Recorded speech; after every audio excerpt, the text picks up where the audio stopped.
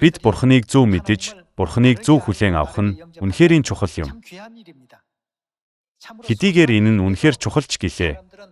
Хүмүүс үүнд үн цэн өгөхгүй ханг ханддаг.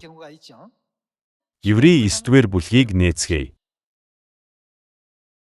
Еврей 9-р бүлгийн 27 дугаар ишлэл. Хүн ганц удаа үхэж, дараа нь шүгдэхээр товлогдсон шиг Христ мөн олонний нүглийг үүрхийн тулд ганц удаа өргөгдсөн бөгөөд тэрээр 2000 жилийн өмнө Израилийн нутаг Назар хотод ирэхдээ нүглийн золиосын тахил болохын тулд загалмайн зовлон амссан. Түүнийг Библиэд илэрхийлэхдээ олонний нүглийг үүрхийн тулд өөрийн биеийг золиосын тахил болгон өргөсөн гэсэн байдаг. Үргэлжлүүлэн уншъя.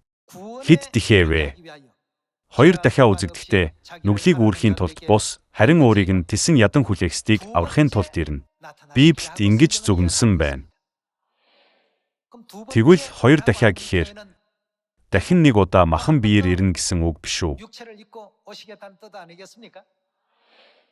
Зарим хүн сүнсээр ч 2 дахиад ирж болохгүй гэж үү гэж асуудаг.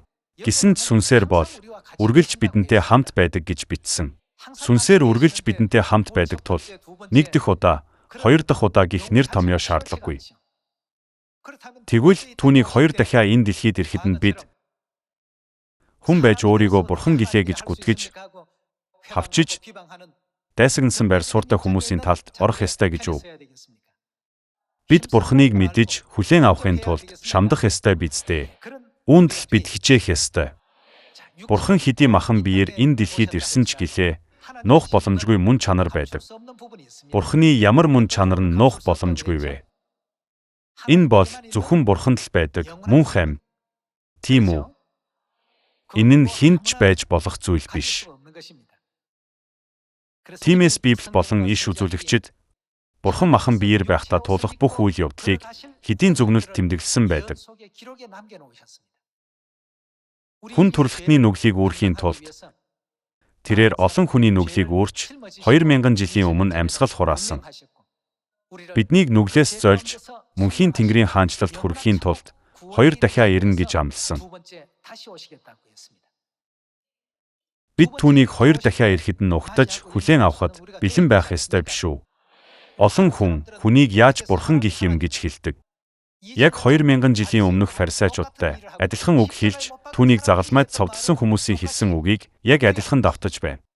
2 дахиад ирнэ гэсэн нь миний бичсэн зүйл биш. Би бичээд энд хавсрагчихсан юм биш. Бурхан Библи болон иш үзүүлэгчдээр дамжуулан бидэнд ухааруулсан үг шүү дээ.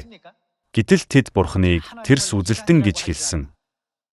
Тэд Бурхан руу шидэхээр чулуу шүүрч, түүнтэй дайсагнах үйлдэл гаргасан. Тэд Бурханы байгуулсан сүмийг тэрс гэж буруутгасан.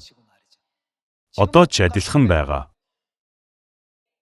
Иохан 5 дугаар бүлгийн 39-р ишлэлийг харцгаая. 5 дугаар бүлгийн 39-р ишлэл. Та нар бичвэрүүдэд мөнх ам бий гэж боддог тул түүнийг нэгтэлдэг. Тэдгээр нь хэнийг гэрчилдэг вэ? Намайг гэрчилдэг билээ. Энэ дэлхийд махан биеэр ирсэн Есүсийг гэрчилдэг. Есүс бол Бурханы мөн чанар учраас бид Бурханы талаар мэдхийг хүсвэл юу судал гэсэн байна? Энэ Библиэр дамжуулан Бурханы талаар баталж мэд гэсэн. Библи бол Бурханы тухай нотолж гэрчлэхийн тулд Бурханы өгсөн тэмдэглэл юм. Ариун Бурханы үг юм.